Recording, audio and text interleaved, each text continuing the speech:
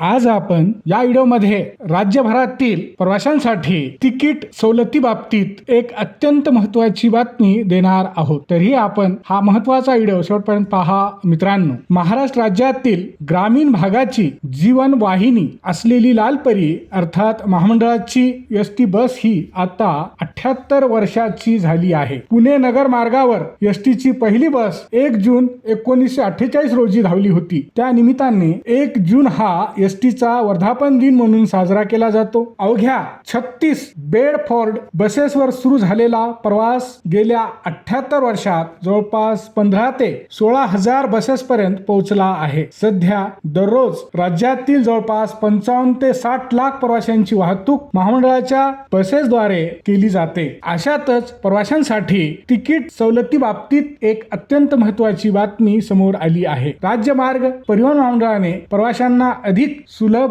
पारदर्शक आणि डिजिटल सेवा उपलब्ध करून देण्यासाठी RuPay on the go NCMC enabled smart card योजना राज्यात सुरू केलेली आहे। एसटी महामंडळाच्या बसेसमधून तिकीट सवलतीचा लाभ घेणाऱ्या सर्व ज्येष्ठ नागरिक व लाडक्या बहिणींना आता महामंडळाने एनसीएमसी स्मार्ट कार्ड अनिवार्य केले आहे, अर्थात बंधनकारक केले आहे।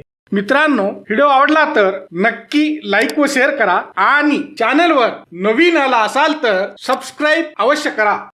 लक्षात ठेवा, हे एनसीएमसी स्मार्ट कार्ड काढण्यासाठी तुमच्याकडे जवळपास 24 ते 25 दिवस राहिलेले आहेत। त्यानंतर येत्या 1 तारखेपासून म्हणजेच येत्या 1 ऑगस्ट 2026 पासून ज्येष्ठ नागरिक, लाडक्या बहिणी म्हणजेच महिला व तसेच अमृत ज्येष्ठ नागरिक प्रवाशांसाठी नॅशनल कॉमन मोबिलिटी कार्ड म्हणजेच एनसीएमसी स्मार्ट कार्ड बंधनकारक करण्यात येणार आहे। त्यामुळे हे कार्ड काढण्यासाठी तुमच्याकडे जेमतेम 24 ते 25 दिवस राहिले आहेत। त्यानंतर मात्र येत्या 1 तारखेपासून हे स्मार्ट कार्ड नसलेल्या लोकांना तिकीट सवलतीचा प्रवास करता येणार नाही। त्यासाठी ज्यांनी अद्याप देखील स्मार्ट कार्ड काढलेले नाहीत त्यांनी येत्या 31 जुलै पर्यंत काढून घ्यावीत, अन्यथा अडचणींचा सामना करावा लागू शकतो। एसटी महामंडळाच्या एनसीएमसी स्मार्ट कार्ड योजनेला राज्यभरातून मोठा प्रतिसाद मिळत आहे। मीडिया रिपोर्टनुसार 30 जून 2026 पर्यंत 62,86,760 प्रवाशांनी या स्मार्ट कार्ड साठी आपली